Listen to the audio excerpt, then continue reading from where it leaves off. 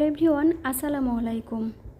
আজকে আমরা যাচ্ছি নাটোর শহর থেকে 10 কিলোমিটার ভেতরে মিনি কক্সবাজার নামে খ্যাত পাটুলে, যেখানে একটা ভাসমান রেস্টুরেন্ট হয়েছে। সেখানে আজকে দুপুরে লাঞ্চ করব। নৌকার মধ্যে এই তো আমার মেয়ে আপেল খাচ্ছিল, সবসময় তার সাথে ফল থাকতেই হবে। যাই হোক, নৌকা নিয়ে যাচ্ছিলাম। এই তো রেস্টুরেন্টের সামনে, এখানে আমরা নৌকা থেকে নেমেছি। রেস্টুরেন্টের নাম হচ্ছে দি ওয়েসিস হোটেল অ্যান্ড রেস্টুরেন্ট। নৌকা থেকে নেমে গেলাম এবং নামার পরেই দেখলাম সামনে একদম বিশাল খোলা বারান্দা। প্রচণ্ড পরিমাণে বাতাস হচ্ছিল, নেমেই মনটা ভালো হয়ে গেল। এই বারান্দায় দাঁড়ালে পুরো বিলের ভিউ খুব সুন্দরভাবে দেখা যাচ্ছে। বারান্দা পার হয়ে আমরা আরও ভেতরের দিকে গেলাম। এই তো এটা হচ্ছে ওয়েটিং রুম।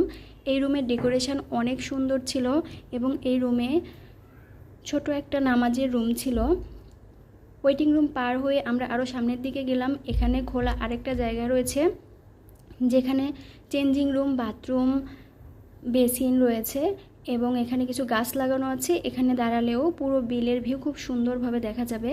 আমরা আরও সামনের দিকে যখন গেলাম তখন দেখলাম একদম খোলামেলা একটা জায়গা, যেখানে বসার পরিবেশ রয়েছে। মানে খুবই ভালো, মনটা ভালো হয়ে যাবে আর কি। ভাবলাম প্রথমেই ওপরে থেকে ঘুরে আসি। এই তো দোতলায় উঠছিলাম। এখানে খোলামেলা বারান্দা রয়েছে এবং কিছু রুম রয়েছে, যেখানে রাতে আপনারা চাইলে থাকতে পারবেন এবং বিশাল হল রুমও রয়েছে, যেখানে বিভিন্ন অনুষ্ঠান করা যাবে, বিয়ে বা বিভিন্ন অনুষ্ঠান।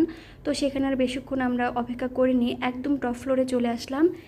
এখানে জাস্ট ওয়াও, পুরো বিলের ভিউ এত সুন্দর দেখা যাচ্ছে। বিভিন্ন লাইটিং করা আছে, রাতে এখানকার পরিবেশ আরও বেশি সুন্দর লাগবে।